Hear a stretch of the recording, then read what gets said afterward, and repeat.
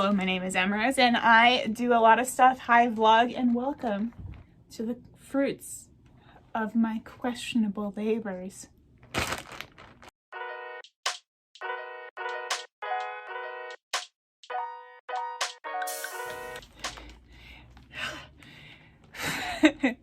Yeah, I got super rained on at the end there. Forage ahead. Literally, forage.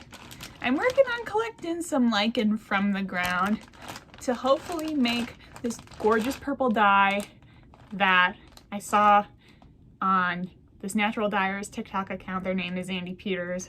I'm obsessed with them. If you've seen my acorn dye experiment from previous video, same vibes. I'm really excited about foraging in my surprisingly wildlife filled city. I'm deciding to make vlog updates as chaotic as possible from now on. Let's take my hair down. Get a little light in here. It'll be awesome. Warm things up. I'm deciding that's okay. Okay, 2022 has been kicking me right in the tush. Right in the little tushy. I've been so sick. I've been so sick, especially this past week. March has been very hard, but what am I doing? Lots of change coming for me. I am in a new era. I am starting some painting series. This is one of them. Let me just give you a really quick sneak peek. Ooh, ooh, ooh. Here's a bunch of yarn. What on earth will this be used for? I don't know. I do know. It'll be a future video. That is indeed one of the exciting things. Oh my god, look what the rain did to my brows. Goodbye. Well, goodbye. Lots more videos coming soon. But as every medical professional in my life, and my fiance, who is a medical professional in training, keeps telling me, I need to rest. My body is a little bit broken and you can't fight the rest. I've been fighting the rest more than I should, but it has most certainly caught up with me. So if that ever happens to you, I feel you. It's super frustrating, but you gotta do what you gotta do. One last thing. My friend brought us some butter cookies, well, for my partner to eat because I can't eat these. I'm severely gluten intolerant. But the tin is for me.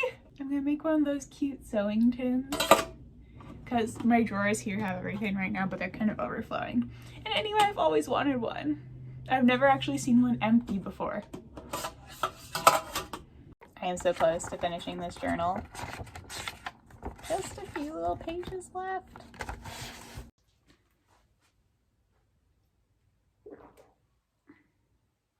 Every task requires electrolyte water. I'm redoing my hair. You're gonna look at the color and be like, that is the same as your hair right now. But you can see my ends get quite a bit lighter. I used to have a balayage. And I just want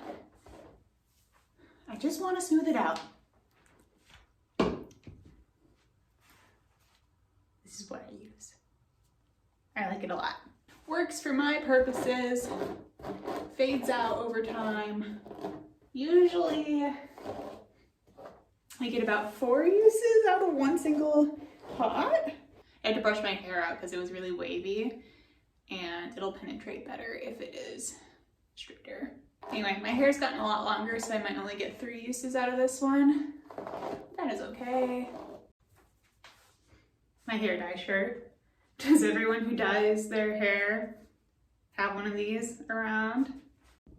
Hi, so I had an injection appointment this morning, and it's kind of one of those rough appointments where I treat myself afterwards. So let me show you what I got. Treat myself to the thrift store, so nothing too extravagant, just some art supplies that make me happy. Okay, so first we have this burlap stretched on a little canvas. I think this will work with punch needle. I figured I would give it a try and just make a little, I think something earthy, something leafy would be fun on here. We will see. I know it's not like monk's cloth, that's what I've used before, and that is like the top of the line fabrics used for punch needle, but I thought I would give it a shot. It was $2. I also picked up some tiny like little canvases to paint over because I have some practice I need to do. So I have this exciting opportunity that I'm working on. I am making some art for a submission to a mural opportunity, and I really, really hope I get it. And I hope that if I get it, I have enough skills to complete it to my satisfaction. So there are a couple of techniques that I really want to practice, and I want to make it in like small form first because the actual surface of the mural is like pretty big. Anyway, more on that later if anything comes of it. So I got one of the cat on it too. The cat's gonna go goodbye, I think. Okay, this is exciting to me. I found this velvet dress with these long sheer sleeves. I think this is going to form the basis of my Ren Faire outfit. It may need some, well, it definitely needs some cleaning. It may also need some tailoring. I think it's vintage. It has a very unusual little tag. So I don't want to do too much to it, but I think it'll actually be kind of nice for daily wear too. Maybe. Okay, and then this more Ren Faire costuming in progress. I know black and brown is kind of like a controversial combination, but I'm going to make a corset top out of this. I think it will be cute, and it's gonna go over the black. I think it just livens it up, but it's still kind of like dark elf or like witchy. I don't know. That's the mood I'm in for this year's Renaissance Fair. And here where I live, the Ren Faire started this weekend. I think I'm going to go in a couple weeks. So I don't want to do anything too challenging. I almost like convinced myself to buy a full Arwen cosplay that I've been like dreaming about forever. Arwen's one of like my favorite movie characters of all time. I love The Lord of the Rings. This is the theme of this channel, but I think that will be something I invest in later. That is going to be significantly more money. Okay, I'm like in these bags down here. I just picked up some ribbons. I think these will be good. Well, I'm gonna use one of them like for the corset top probably. Am I? There's no black ribbon in here. So we'll see if I use one. This one might be a contender. I was mostly eyeing this for the white and pinkish ribbons for a weaving project that's on my list. Okay, last but not least, in the very last place I looked, I found another ugly sweater. And by ugly, I mean full of character and totally able to be restored. This is 100% wool, which is what I was looking for. Last time, got some cotton. This time, this is going to be a wool unraveling project. I'm gonna get her cleaned up, but she is pretty stained, as you can see in several places. So I think she's a great candidate for a total unravel. And it'll be a while before I get to dye her, but let me show you what I'll be using. So in here is that lichen from earlier. Amazingly, it's already quite a brown color, but over time, and this is why I said it'll take a while, so over 3 months, it will ferment and turn into this wonderful purple magenta-y type dye. And that's what I'll be trying out on that wool I harvest from that sweater. It's my first fermentation project ever. Besides like some pickles I made in 4th grade that were a disaster because I made them too sweet. But so far so good. I shake it every day. I give it like a little burp once a week. It's been in here for almost 3 weeks now, and It is a combination of a few things. Well, I'll link the blog post that I'm using to make this. Again, no expert here, just playing around. So I thought I'd share a writing update because honestly, it's been a while. There haven't been too many things for me to share lately. I don't know about you, but when a lot of really taxing things are going on in my personal life, that saps the writing energy most of all. So I've been in some survival mode patterns for a few weeks now, just from medical updates and some other changes and a little bit of a cold that you might hear in my voice. Ooh, April, you were supposed to be my month. I'm super guilty of having that mentality where I'm like, this month we'll start all over, everything's gonna be perfect. I'm trying to accept that that is just a fantasy and I can make do even if that's not the case. I'm working on my witch project, working title Witches 3, or that's not the real title, but that's what I'm calling it just for reference. And I'm figuring out a lot of the moving parts, the character motivations. And today I specifically worked on my third POV's voice. I'm really interested in her. She has some elements of my personality, my experiences. She has the power of foresight, so her magic is like a seer or a mystic, a fortune teller, any number of those things, but people don't believe her prophecies.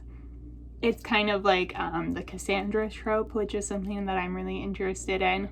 And I've devised it so that, at least currently, her powerfuls are kind of painful to her. They come almost in the form of auras and migraines, which unfortunately are part of my life as well. But I'm interested in exploring how she interacts with that, how she feels about it, what that can look like in her voice, she's my most sensory character. She has a very vivid experience of sights and sounds in particular. So I'm trying to nail that down today, which has been really, really fun. And from there, the plot's gonna keep moving.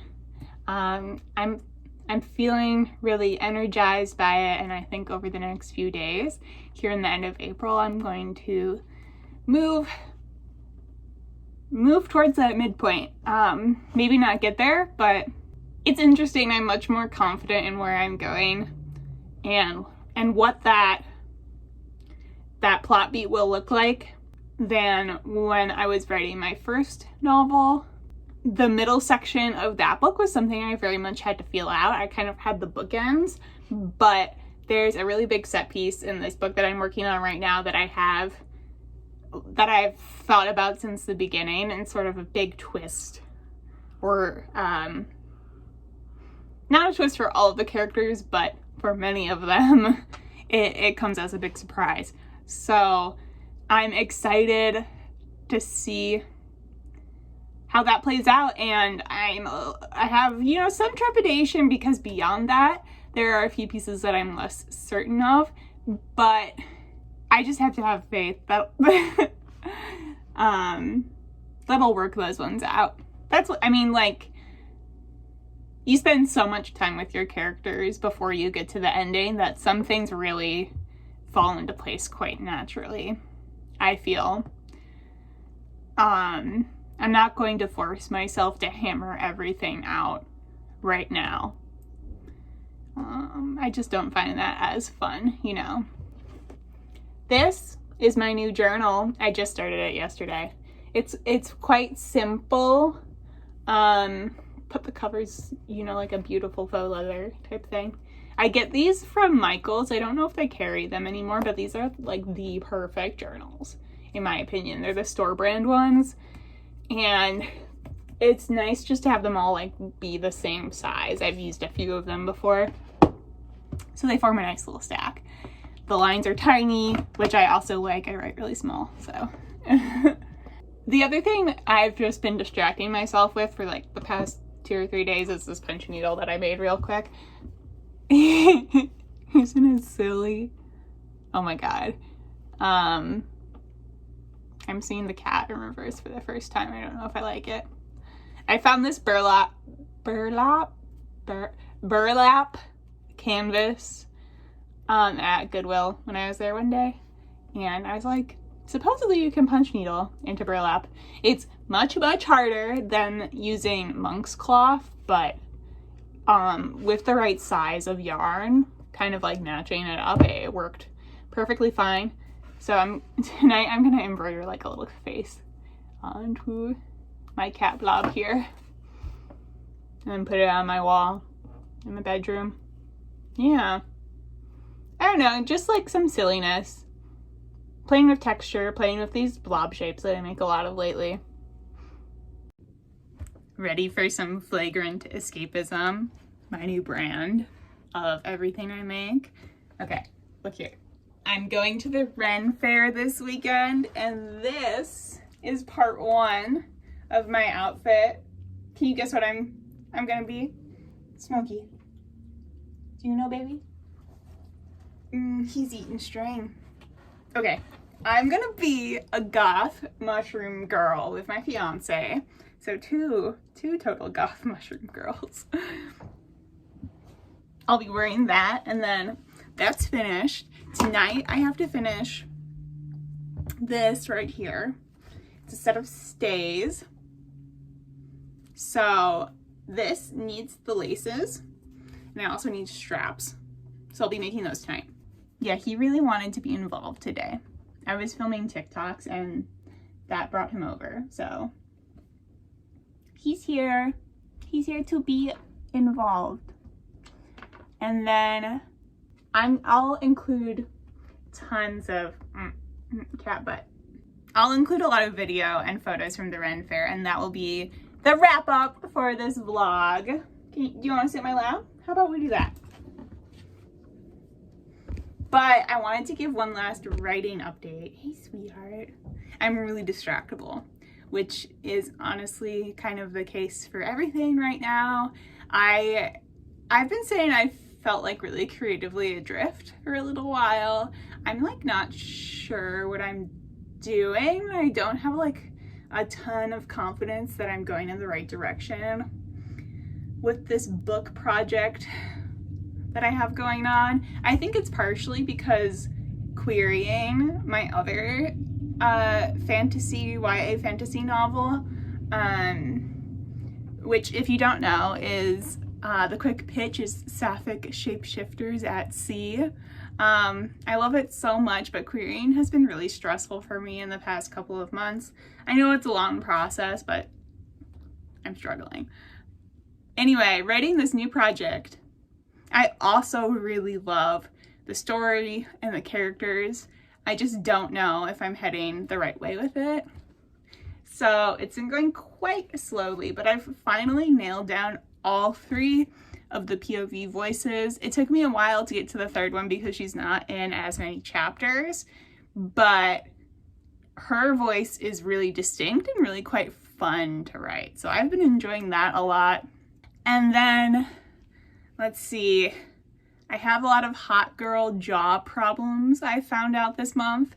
So that is probably one of the main sources of my headaches, which is one of the main problems I've been having with writing for long periods of time. So good news is I am taking care of the jaw situation soon. I got a mouth guard to wear at night. Very exciting. And I'm going into physical therapy to hopefully do some pain relief in that area. So hopefully I won't have these like eyeball splitting headaches in the left side anymore.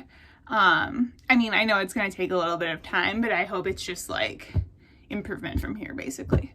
Because that will really help me write for longer periods of time. It's interesting for me. I've mentioned this before, but this is a project that I outlined like pretty well for me as someone who doesn't really do that very often. So I have a good sense of where I'm going for the next like 20,000 words, I would say. And even the whole book, I know pretty well, but up to the midpoint, I'm like really certain of. And yet, once I get into the scenes, there are these wonderful little things that I discover along the way. I think I'm always kind of going to be a discovery writer in that regard, because the dynamics that emerge between characters, even if I have considered them, they end up taking on so much more flavor and influencing things down the line in ways I didn't expect. And although that might mean I have to change things in the plot sometimes, I do really feel fulfilled by that process. So that is really cool and exciting. I'm also like daydreaming of this other story that I would love to write that's influenced by my love of like scammer stories. I have been really interested in MLMs for a long time.